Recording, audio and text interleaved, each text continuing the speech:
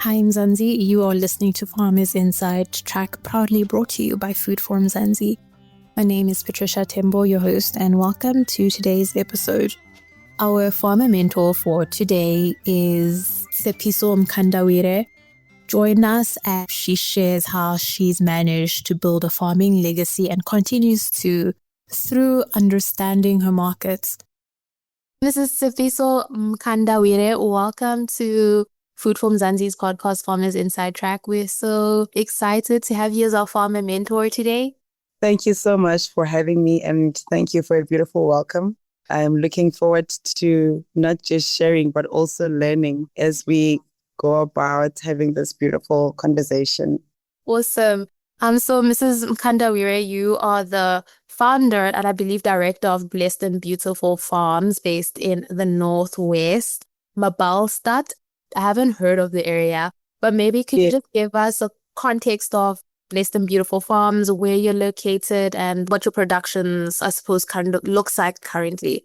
So Mabalstat is actually a very small village, but it's about to be known for its beautiful produce. We are under the Madikwe region, which is under the Bujanala district. So the municipality that we are under is the Moses Kotane municipality in the Northwest.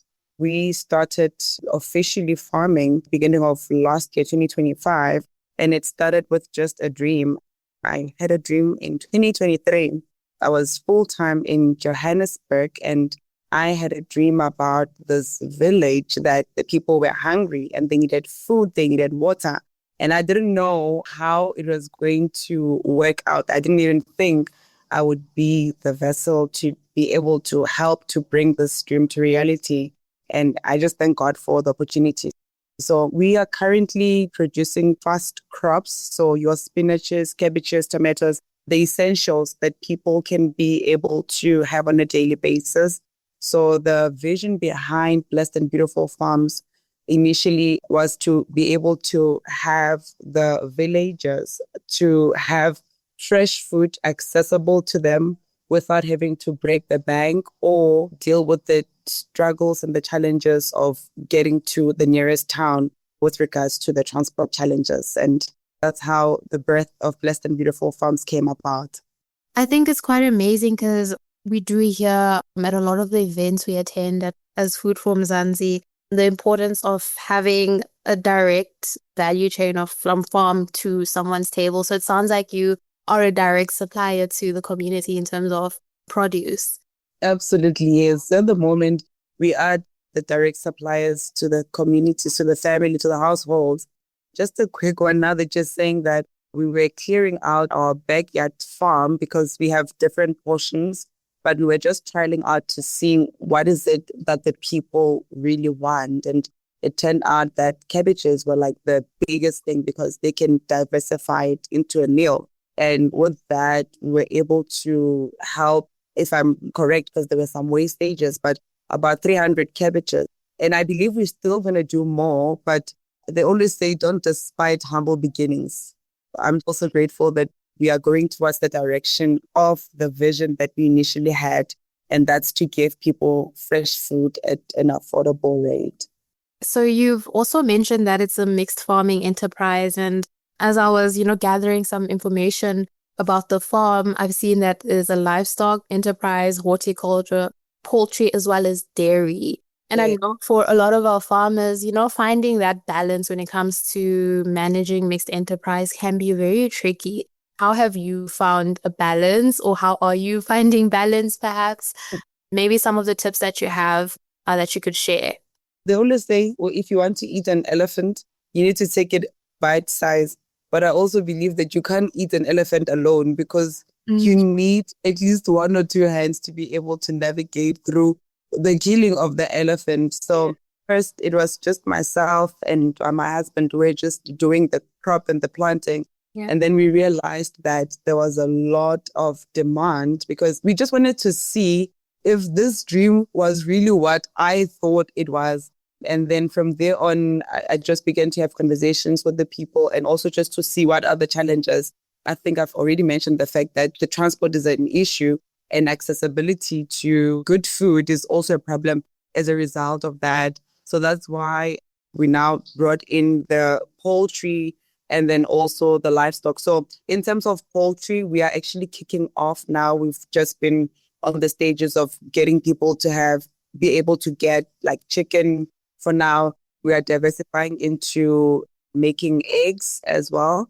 And then the livestock that we are currently working with now, it's just the smaller ones, your sheep, goats, and then pigs. Well, our plan is to be able to go more into cattle farming, because with cattle, you can do so much. You can, do agro-processing, milk, yogurt. I always say if we can be able to read these labels where it shows where the stuff is manufactured and all you see is in the capes, why can't we have our own from our backyard, from our plant to the people within the village? So the important thing for me that I've learned is that just know when you need to cry out for help and allow people to help you. Because sometimes we get so weighed down wanting to do everything by ourselves, which hinders the progress. So we worked with some part-time local people to help us with the planting, the tilling of the land on the bigger farms. And then I just have also one or two people that help as well from day-to-day basis. The important thing is just knowing when you need to cry out for help. So being able to ask for help, like as you're saying, identify where the extra hands are needed. And it does sound like with diversification, there is a lot of planning. And I know amongst that planning is capital and funding. So how has that looked like for you? So at the moment, we've actually been making sure that we are getting all the requirements that are needed for funding. But also, if you wait, you'll wait forever. So what we did is we just started with what we had, looking at the vision that we have. If we had excess capital, we would be far from where we are right now. But what we've been doing right now is just started with what I had, got a couple of seeds and just planted and transplanted, got some things where I could be able to get them. And then what we do is just re-inject the capital back into the business. But I believe that even as we grow and as we continue to tap into other opportunities for funding, we'll be able to do more. So yes, diversification comes with a lot of demand in terms of finance, but also I believe that we can always start where we are with what we have. So we've started and we are looking forward to also just forming strategic partnerships that can be able to help us scale up our vision in terms of diversification. You've mentioned that you're well positioned in the village or in the community to supply. But I think with that, as you've also mentioned, the research and understanding what the demand is and what is needed, maybe, Mrs. Mkandawire, you could share how you've developed the position that you are in now in terms of the market. How did you identify what exactly it is that you are wanting to produce in terms of the horticulture side, so the cash crops? You spoke about the cabbage as well as on the livestock side of it. How did you develop that there is a market for you in terms of that and that there's a need to diversify in the first place? The important thing, especially when you go into not just farming, but any business, you need to be within the people to know what the people need. One of the things that I have done is to have conversations and also just listen. Sometimes if you know anything about events within the villages, is that people show up.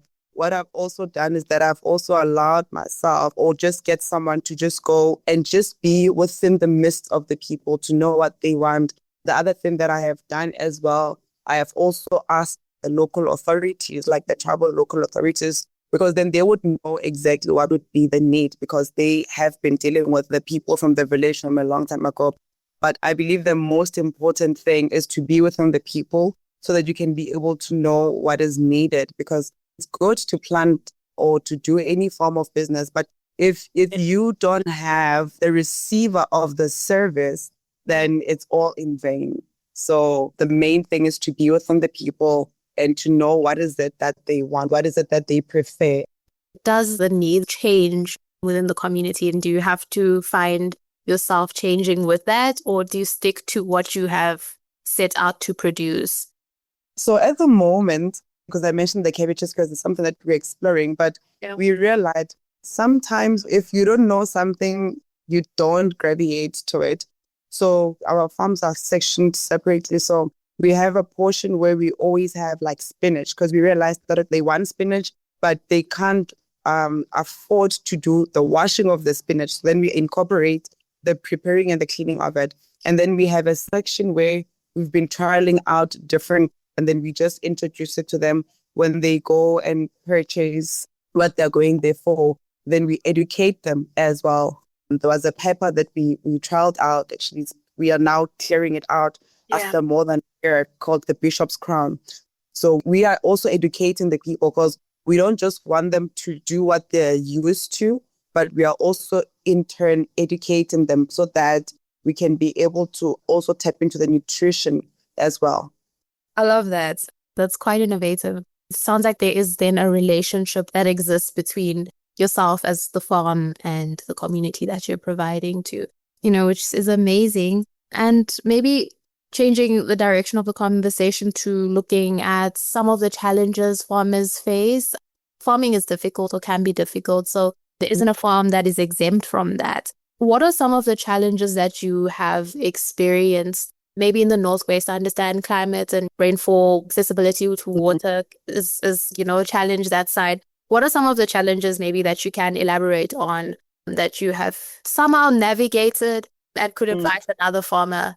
Some of the challenges that we have experienced and we are still experiencing is wild monkeys and stuff, because those are the enemy, especially when you are doing farming, doing corn or anything like that. We've had challenges for that. We've also had challenges of water. So what we did is that we are just busy finalizing the water license. We've started with the process. So what we have started to do is that we just decided to work on a small portion, because the thing is, when you have a vision, you want to do everything all at once, but it's also important to know that there's a process to everything. So what we've just been using the smaller spaces that we have until we're able to move to the bigger space, because we do have a portion of land that has already been allocated for us to do farming. We just want to make sure that we go also with the compliance. So water is a challenge this side.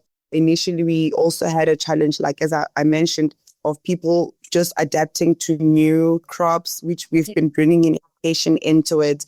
So as a result of the challenges, we're just looking for opportunities for us to be able to maximize on what we have than to focus on the challenge. The issue of the monkeys, we've just been busy trying to do proper fencing on the bigger scales, proper fencing with barbed wire or with electrical fencing.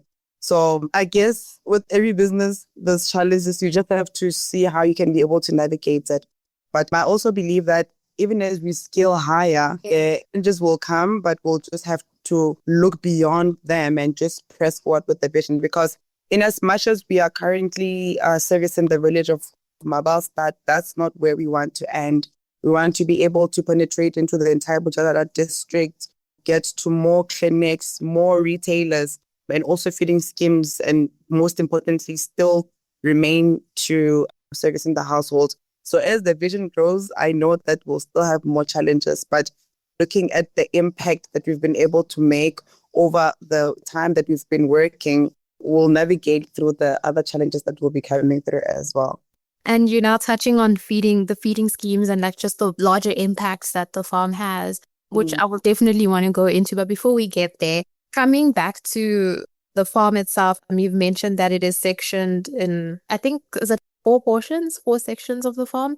How did you determine that sectioning and the land allocation? Because with farming, it's important to be resourceful, and it does sound that you've been resourceful with how you're producing and cultivating. Maybe if you could share a little bit on how you determined land allocation situation. Okay. So we started initially with the backyard gardening, and most of the crops that we did was from the backyard. And then we have a smaller, like 0.75, it's like a third of a hectare. That's where we were trialing out nuts and some legumes as well, nuts, and we tried out maize as well. It also did well that side. And then we also have a smaller one. We partitioned it to 4 hectares as well. That one, we still busy preparing the land. So the reason why we decided to separate it is because we wanted to also establish what works where, and also because of the water issues. So we were just working with where we're able to maximize. And then initially we have a bigger one, which is a 200 hectare. That's the one where we need to do a lot of work. And that's where we're going to be bringing the vision even more to life, even as we get the strategic partnership in terms of help on the setting up and ensuring that everything that we need, what we need to do in the 200 hectare farm we can. So on the 200 hectare farm, we have also separated it into two. So 100, as we were just planning with the also Department of Agriculture, because they came in to do an evaluation for us. So 100 hectares would be plowable, and then other 100, that's where we want to go vigorous with the livestock and also set up our agro-processing plant in there. But as I said, bite by bite, we'll get there. It's just exciting when you think about it, and just have to remind yourself that there is a process to these things. You've now mentioned the Department of Agriculture that has been there to evaluate. And I think that's something important to probably note for farmers listening, involving the departments when it comes to that, whether it's the Department of Agriculture and the Department of Environment. Maybe if you can just touch on that a little bit, on why it was necessary to bring them in. I'm just also thankful for the support that is available from the department. I was invited to a seminar, and we're just talking about the basics of where do you start as a farmer. And one of the things that was mentioned is that you don't want to be having the best crops, but you're not compliant. Because then once that it's almost like everything that you worked for, you have to destroy it and get back on paper. There's a gentleman that has been helping me, Mr. Lawrence Botolo. So he is the responsible person for the Madikwe district. So he has been guiding me through, and he was the one that was even advising me that if you want to go big and make sure that your vision lives beyond you into a legacy, make sure that you start things right. And that's where we brought in the Department of the Environmental, Fish and Forestry and Environment, as well as the Department of the Agriculture. They came in, they checked the land, they did the soil testing for us, also to give us guidance. I think also it's very important because when you inform them and you involve them, they are able to help you to build in the right direction, because you don't want to be doing all the way, getting the ground together, only to find that the soil is not able to aid what you want to bring forth. So that's another reason why we brought them in, because in as much as it's a vision that we have, we understand that it's a vision that's going to not just serve the village, but ultimately the whole district and eventually the province as well. So that's how we brought them on board, or we got them to help us. And then looking at the legacy, as you've already started building a legacy with Blessed and Beautiful Farms, you've mentioned the feeding schemes. Tell us a little bit more about that and just the legacy that you're hoping to leave within the community and the agricultural sector. So at the moment, I know that there is some feeding schemes in the village, but one of the things that I had as a dream when I initially got this dream in 2023 was for us to be able to have women that are able to not just come and get food, but teach them to be able to even work for the food, to be able to take that skill and even implement it in their backyards. Because I think the most common mistake that people make is that if you teach someone to do something, you lose a customer. But if you teach someone to do something, it goes beyond just us. It's not just us working and feeding them. They don't rely or depend on us, but they're able to take that skill and impart it even to the next generation, because no matter how we look at it, there will always be a need for consumption. We can't feed the whole nation, but we can be able to impart the skills so that they can be able to take them to the next generation. So one of my dreams and my visions is for us to be able to teach them to farm, allocate a portion and get them to farm, be responsible for it in the farm, but then eventually they take it that side. And then also to do meals for children that are not able to do the farming because they're still in school. The beautiful thing that we currently have in the village now is that the schools are giving the children food on a daily basis. So we're looking at subsidizing for maybe on a weekend, we can do one meal as well for them to be able to take home with, especially healthier stuff and food from the ground. It sounds really beautiful. And of course, it's only a legacy if there is impact and if it's going beyond yourself. So I think it's amazing to hear that you are in the process of upskilling people in the village and empowering, enabling, and which maybe brings us toward the end of this conversation. Mrs. Mkandawire, what advice do you have for maybe a young woman, especially women in agriculture, women in farming? What advice would you want to share, or piece of wisdom that, has carried you through as a woman in the sector? Remember why you started, because there'll be frustrations along the way. Sometimes the frustration can come from the same people that you will be trying to advance. But it's very important that you know why you start. It's good to want to start a business to make money. But there is something powerful about when you start knowing the impact that you want to project going forward. So whether it's in agriculture or it's in the beauty industry, any industry that we get into, it's very important that we remember the reason why we start, and that will carry us beyond the storms, beyond the challenges, beyond the drought as well. It's when you get the vision, it's almost like you see everything is done. And then when you start putting literally the shovel on the ground, that's where now the true test comes of whether did you start it just to make money or did you really start this for the impact? And that's what will carry you. Thank you so much for sharing. And I don't know if there's anything else that you would like to touch on or anything you'd want to share. Thank you for the opportunity, for allowing us to put ourselves out there. I believe this is not the end of our conversation. As we continue to grow, we'll just come and also impart what we are learning, some of the challenges that we are navigating. But I just want to say that Blessed and Beautiful, it's a legacy. It's not just a cool name, because I remember you asked about the name. Yes. But it is a legacy that is going to outlive even myself. I see this as not just even for the village, but across the world where we do sustainable farming and also teach other people and empower other, even local vendors. Because at the end of the day, we want to be able to make an impact beyond just us and just the name. Let's continue to grow together. I thank you so much for the opportunity. And I'm also looking forward to learning from you, because I've also been following your channels and I see how there's so many of us that have the vision to do so much more. So I want to also thank For Mzansi for creating a platform for us to learn from each other. Thank you so much to Tshepiso Mkandawire. If you'd like to read her story, you can definitely visit www.foodformzansi.co.za. You can also subscribe to our podcast on your favorite streaming platform. That's it from myself, Patricia Timbo, our technical producer, Megan van der Vent, and the rest of #Team Food for Mzansi. Thank you for listening and keep growing with us.